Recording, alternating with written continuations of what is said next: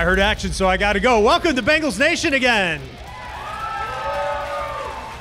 A very special Thanksgiving week episode of Bengals Nation. Now, we do have some news here because our usual guys, DJ and Mike, unfortunately couldn't make it this week.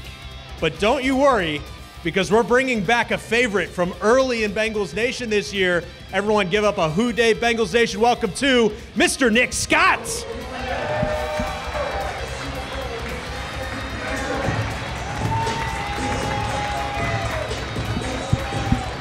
How you doing? Doing good. Welcome back. I appreciate it, man. It's good to be back. You were so good the first time, we knew we needed somebody to fill in. You were the guy to do it. I had a feeling that was going to happen, man. I have that effect. All right, so the last couple weeks, you guys have had some ups and downs. Just how's this team feeling right now? Oh, man, morale is good. We just got to regroup, but we got a great group of leaders in the locker room. Everybody's head and spirit is in the right place, and we're just going to come out and do what we do, try to get the best of the Steelers. All right, Pittsburgh this week. You went to school in Pennsylvania. Yeah. What does playing the Steelers mean to a guy who went to Penn State? Oh, man, it's a blessing to be in this position. I never grew up a Steelers fan.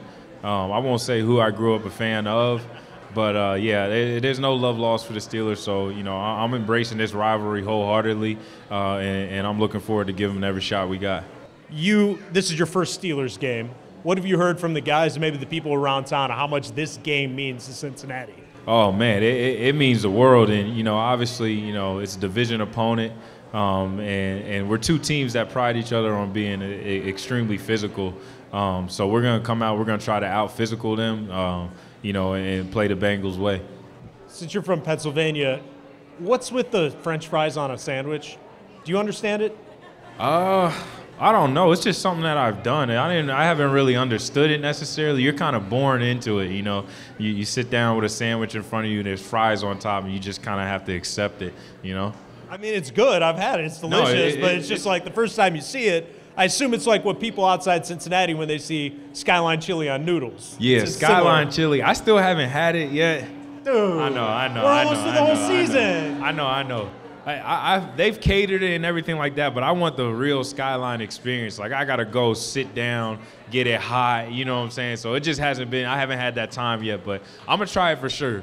All right. Well, maybe after a win over the Steelers, it'll taste extra good. So we'll put that on the docket. All right. Let's hear from the head coach, Zac Taylor, now. And Zach, you kind of have the mini bye week after the Thursday night game. How much were those extra couple days needed to kind of reset with this team after what happened on Thursday? Well, it was good. You get some time to spend with your family, get some guys off their feet, recover a little bit, watch some games from around the league, and get a head start on Pittsburgh.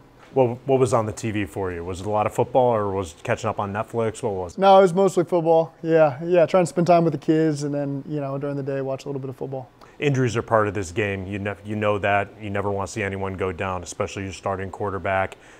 How did you like how your team responded to Joe going down and how they have responded now going into the Steelers? Yeah, they know we're still a great football team. We got a lot of great players, great coaches.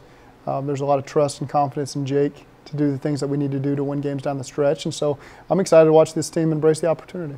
Who is Jake Browning for the Bengals fans out there that don't know him? He's played a lot of football in his lifetime. He was a record-setting national quarterback out of California.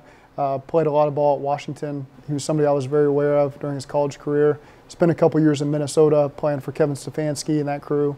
And then we picked him up before we played in Minnesota a couple years ago. So he's been here almost 3 years now and done a really nice job in our offense when asked to. He got a lot of work with the ones during training camp when Joe was dealing with the calf injury. How valuable is that now that it's not a new voice in that huddle, that they've had a lot of practice with him? It's critical. Those linemen have been around him. They've heard his voice. They've heard his cadence. He does a great job taking command of the offense.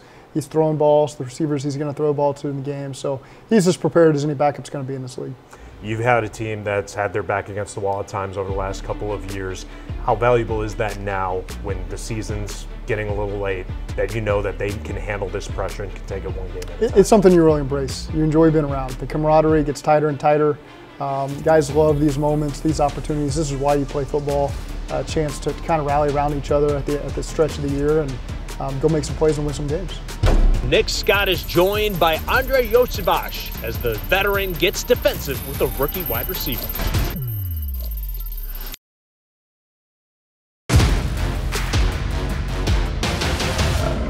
This is Nick Scott. Welcome back to Getting Defensive. I'm filling in for Mike and DJ. Make some noise. Give me some love, guys. Appreciate it. We got a very special guest. We got our rookie wide receiver who's already got, I think, 2 or more touchdowns on the year. Make some noise for Andrei Iosivas.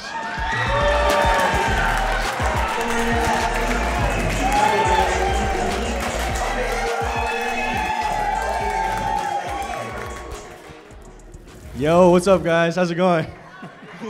Andre, how you doing, man? You doing well? Great to see everybody in here, too. Welcome back, brother. So let's jump right into it. Andrei Iosivas, why don't you tell everybody where you're from? Where did you grow up?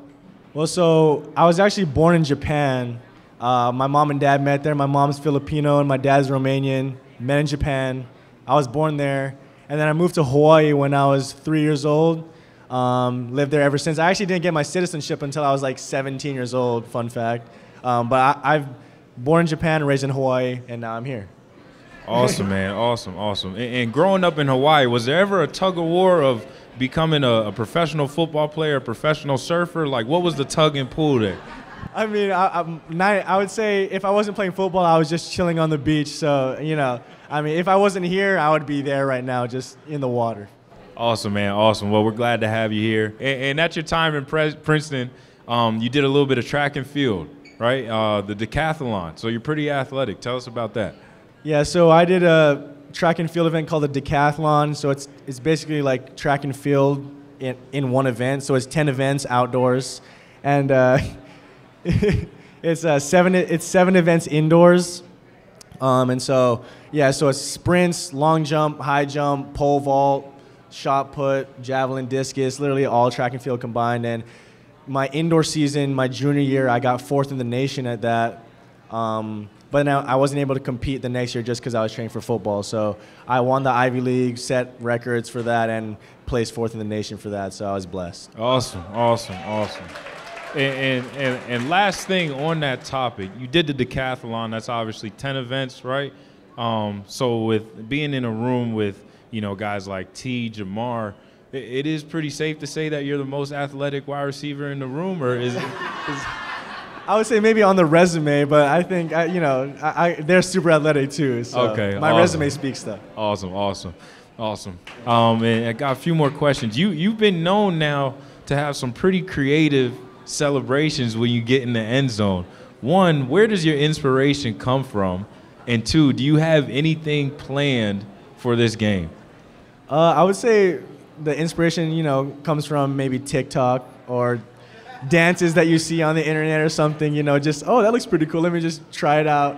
And then something I have planned, I've always wanted to jump in the stands or something, but it's kind of high. Joe Mixon has a hard time getting up there sometimes. So I don't know. I'll have to summon myself to get up there. Hey, you did the high jump. You did the decathlon. You should be all right, man. Yeah, I think I'll be good. I think you'll be all right. Yeah, man. Like I said, we're super excited to have you. You've been an outstanding rookie so far. Just how you carry yourself in the locker room as well as on the field. We're all super impressed, excited with what you've been doing, and wish you the best of luck the rest of the way, man. Appreciate it, bro. Yeah, no Appreciate doubt. it, guys. No doubt. Zach, you got the Steelers this week. Means a lot to this city. How have you seen from your first game against the Steelers, and how do you know how much this means? Do you still feel it when you walk around and people know you got to beat the Steelers? It certainly means a lot to the city. I do understand that. It's always going to be a physical game. They've had great teams over the years. It's always fun playing them just because of that rivalry, that physicalness. You always know it's going to be a tight game and who's going to step up and make the most plays. And so we're excited to get on the field and play against these guys. What does it take to beat a Steelers? Because they're one of the most consistent teams year in and year out through decades. What makes them so good and so tough to beat? A turnover battle. They get a lot of turnovers. They usually don't give the ball up very often. And field position. They pride themselves in winning the field position battle. So all the things that we preach all year, winning the turnover battle, being disciplined with the penalties, winning field position, capitalizing on short fields, those are all critical when you play these guys. We've got Thanksgiving coming up on Thursday. What does that look like for you as the head coach? Yeah, spend some time with my family on Thursday night, and I know there's some football on the TV. I'm sure we'll watch that as well. Probably have family in town, so it'll be good in the Taylor household. Favorite side? Is there one you have to have that you look forward to? Pecan pie. That's your go-to? Yep, that's the pie. That's my go-to pie. What about the one you won't touch? There's not much. I'm not a big gravy guy, so gravy or anything like that, I'll just eat mashed potatoes plain. Bengaltizers, sponsored by Sinsoy. We're back here for another episode of Bengaltizers. We got Sam from Sinsoy and the man himself, David Fulcher. Yes, sir. Rock. Sam, what we got today? Well, we're playing Pittsburgh. There's this thing that they do. It's a French fry sandwich. I've had it before. It's delicious. I mixed it up a little bit. I made a miso dressing, a miso ranch dressing, and I added that instead of the bread. So you got a French fry sandwich salad with a miso ranch dressing. So that makes it healthy, right? Hey, that's my go-to cheat every time. So. All right, let's dig in. Try it out. And there's a little bit of ham in there, a little provolone. Ooh, French fry salad sandwich. Back in my day, we call them sandwiches. Let me see. Gotta get the fry in there. You know, we're in Kroger now. You can find our soy sauce, our chili crisp there. I'd love for you guys to go out and try it. And I think the thing that people ask us all the time is like, what do I do with this stuff? You know, especially something like chili crisp. Go to our website. We've got a ton of recipes, like our chili last week. This will be on the website. You can really experiment and find new things to try out when you go there. You know what's nice about this, man? Because of the salad, it kind of adds a little flavor to the salad with the French fries in the salad. Yeah, a little texture. Never would have thought you could do that, man. I like this a lot. Pretty good. Good. I'm glad. There you go. Bengaltizers. We'll call it a salad, but a Pittsburgh salad here from Sam at Sinsoy. Hooday, let's go get them. Zach hits the Telestrator to show us what went right on a tough night in Baltimore.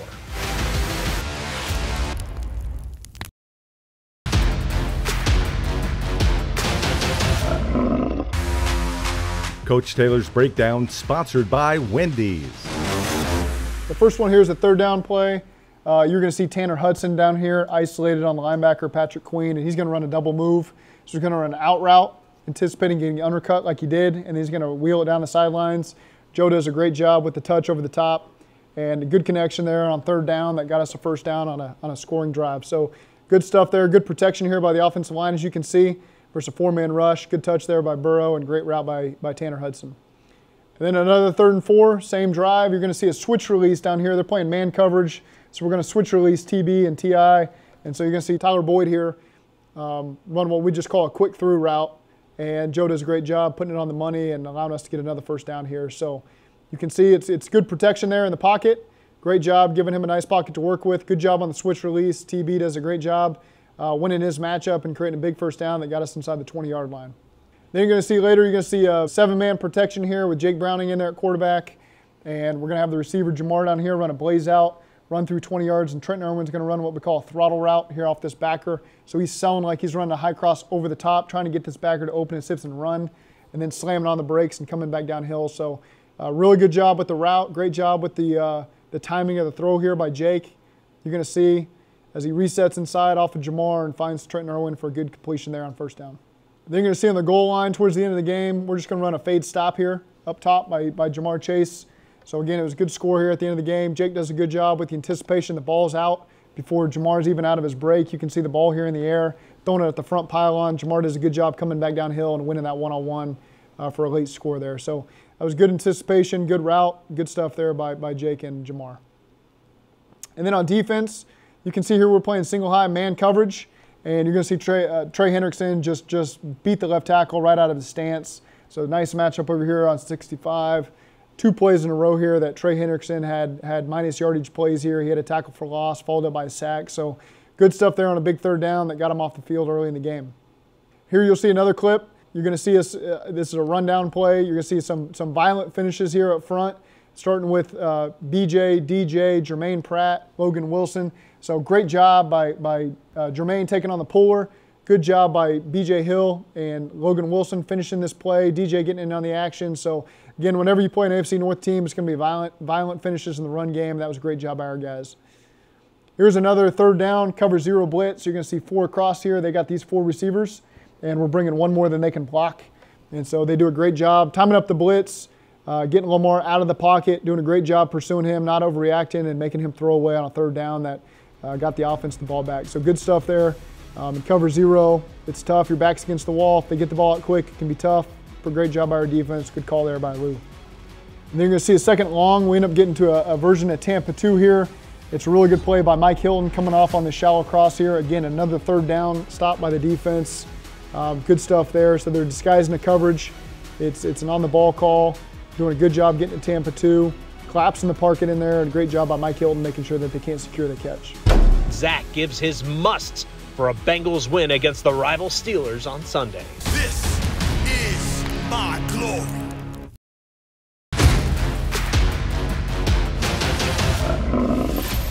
Game day matchup sponsored by Gold Star. Our matchup this week really could be the matchup for the rest of the season. If the Bengals want to make the postseason, they're going to have to rely on Jake Browning. And this Steelers team does not score a lot of points. In fact, their offense is downright awful. They just fired their offensive coordinator. But where they do find points is in opportune moments coming off of turnovers. Their defense as good as ever, and those defensive backs have been really good at taking the ball away from offensive teams. If Jake Browning wants to get a win in his first start and the Bengals turn this season around, they have to take care of the football against a very good Steelers defense. You know, I think part of what makes him so difficult is obviously he's very good, but when there's only one, it's much different than when there's 4 legit threats. And so you can't just help one side the whole time and leave the other guy on an island, because they do have 4 legit guys. And so I think for me it's just playing on time and not sitting with the ball back there. And then, you know, a lot of that stuff gets figured out with scheme and stuff like that. Keys to the game sponsored by Kia. Rivalry game, Ohio River rivalry, whatever you want to call it. Sunday, what did the Bengals have to do to get the win? Win the turnover battle. You know, we got to play with great poise, possess the ball, get some turnovers from them, take care of action in the low red zone. You know, we got to score touchdowns. We got to keep them out of the end zone, and I'm excited to watch our guys do all that. A reminder, you can join us every week at the Kroger OTR Eatery on Wednesdays at 6:30 to watch Bengals Nation in person. And of course, watch the show on your TV home of the Bengals, Local 12, Saturday nights at 11:35. All right, we're all up here together. Now, Nick, great job during getting defensive. Still a couple questions I was going to ask, but that's all right. My fault. No, you take them. We got what Andrei doesn't like for Thanksgiving. He doesn't like turkey. I like turkey, but I also like ham, so I get it. What's your most controversial Thanksgiving take here? I don't like, never have, and will not try sweet potato pie. Really? Won't do it. You heard a reaction out there. And my dad makes homemade sweet potato pie. People request it from him. They, you know, he's filling out orders and everything, and his son just won't try it. It's pretty shameful. I was going to say, is this an act of defiance? Like you're mad at your dad over something? Or what? I'm a big believer that potatoes shouldn't be sweet, you know? I like garlic mashed potatoes with my food and everything like that. It just doesn't do it for me. I mean, I like all potatoes, but I mean, I got to respect your wishes here. I respect it. Andrei, what do you think? Sweet potatoes, yay or nay? Yay. Yay, definitely yay. No hesitation from Andrei there. All right, we know you don't like turkey. What is your favorite part of Thanksgiving? I mean, being with the family. But if we're talking about food, the ham, the honey crusted ham, and then pineapple with the ham too. I know some people don't like that, but I like the pineapple. I don't know, something about it. You spending time with your family for Thanksgiving. I mean, when you're away from them so much during the season, we'll start with you, Nick. How much do you enjoy this time away and just being able to be with them? Oh, man, it's super special. A lot of people know that I got a baby boy now. He's 11 months old. So it's appreciate it. It's not easy being away from him so much, so you feel like you're kind of missing out on him growing up a little bit. But, you know, having this time to be with family and spend it with him and, you know, sneak him some turkey and everything like that, I'm going to cherish these moments. You don't tell your wife about that, right? No, is that secret? Really, or no? Yeah. Okay. That's between me and him. That's our dad, our father-son pact right there. We'll edit that out for the rebroadcast. She won't know about it. Right. Andrei, what about you? I know your parents live far away, but the fact that they're going to be able to come here and you guys will spend a little time. Yeah, I mean, any time that I can see my family is super meaningful. You know, I mean, my first year at college, I was super homesick, like the most homesick I've ever been in my entire life. Going from Hawaii to New Jersey was like a huge culture shock. But So whenever they would come see me at college, it was really meaningful, and wherever they see me now, it's really meaningful. I'm just hoping that maybe they can find a place on the mainland so that the flight won't be like 10 hours long every time they want to come see me. All right, so you guys, during practices, you're on opposite ends, obviously, defense, offense. Nick, what's it like trying to guard Andrei here in practice? Yeah, I was just talking back there. Luckily, I don't have to really do much covering out at number 1 on Andrei. But just from what I've seen, I mean, he's a big physical receiver that has speed and athleticism. And he has great body awareness as well when the ball is in the air. So I've been extremely impressed with just his ability to go up and attack balls and use his size and speed to his advantage. Andrei, what's the thing that you think you've grown from most from your first day of rookie minicamp till now halfway through your first season? Yeah, I mean, thanks for the nice words. Appreciate it. But I think it's just using my ability, like using the skills that I have at a higher level. I play in the Ivy League, not to discredit any of them there, but they would never play man against me. They were always playing zone against me. So facing true press man coverage for the first time in like probably 4 years has made me grow a bunch. Now, we know he was a track star. If it wasn't football for you, Nick, what sport would it be? What was your second best sport? My second best sport was actually basketball. I was pretty good at it. I did a little bit of track and field myself, did the high jump, gave up on that because of my knees, but I actually got invited to the Junior Olympics, so I was working on that, but it just didn't work out. So either track and field or basketball. So if we could go back a few years, do you think you and Andrei could have a jump off or high jump? Who do you think would win? Few years, like how many years? Yeah, how many years are we talking? How many years are we talking? Yeah, go back to your rookie year. We'll go rookie on rookie. Rookie on rookie? Oh, man, if I was 175 instead of 195, I might have a good chance. Ooh. I think. Okay. I'm fresh off my college season after that. So, those are big words. I'm fresh off my track season. You're right. We're going to have to find a way. Somebody go out there, invent a time machine. I want to see this jump off between young Nick and Andrei. All right. Well, thanks to everyone for coming out here to this episode of Bengals Nation. Let's give it up for our two guys filling in tonight, Nick and Andrei. They got a big game Sunday against the Pittsburgh Steelers. You can watch it on Local 12. But thanks for coming out to this episode of Bengals Nation. We'll see you next week.